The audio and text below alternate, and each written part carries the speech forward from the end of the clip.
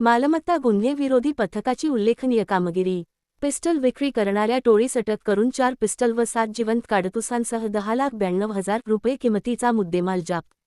माननीय पोलीस आयुक्त श्री विनय कुमार चौबे यांनी पिंपरी चिंचवड आयुक्तालय हद्दीमध्ये अवैधरित्या अग्निशस्त्र बाळगणाऱ्या व त्याची तस्करी करणाऱ्या आरोपीची माहिती प्राप्त करून कायदेशीर कारवाई करण्याबाबत आदेश दिले होते।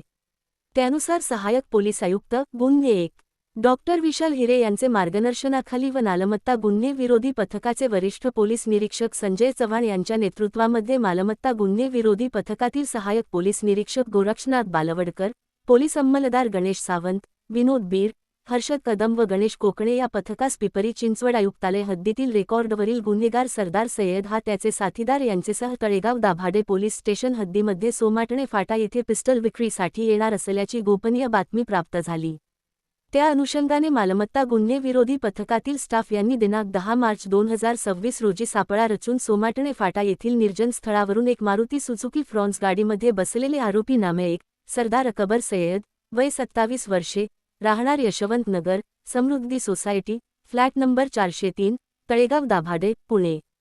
2 विशाल नाना कुडेकर, वय 35 वर्षे, राहणार अनावळे, पाळू, तालुका खेड, जिल्हा पुणे। 3 प्रशांत बयुषा सोनवणे, वय 28 वर्षे, सध्या राहणार PL लोखंडे मार्ग, रूम नंबर 203, धम्मज्योत चाळ, टिळकनगर, चेंबूर, मुंबई यांना ताब्यात घेण्यात आले।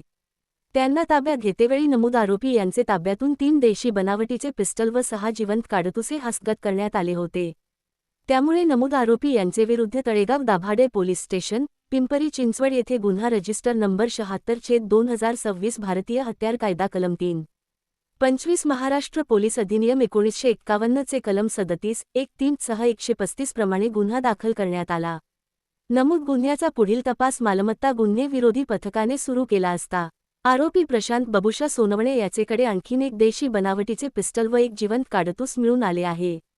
तपासादरम्यान एकूण 4 पिस्टल, 7 जिवंत काडतुसे, 3 मोबाईल व 1 मारुती सुझुकी फ्रॉन्स कार असा एकूण 10,92,000 रुपये किमतीचा मुद्देमाल हस्तगत करण्यात आला आहे। आरोपी सरदार राप्यद याने नमूद अग्निशस्त्रे हे त्याचा आणखीन एक साथीदार यांचे राह मध्य प्रदेश येथे जाऊन पाहिजे आरोपी गुरुसिंग, राहणार उमरटी, मध्य प्रदेश याचेकडून आणले असल्याचे निष्पन्न झाले आहे। त्या अनुषंगाने पोलीस अधिक तपास करीत आहेत।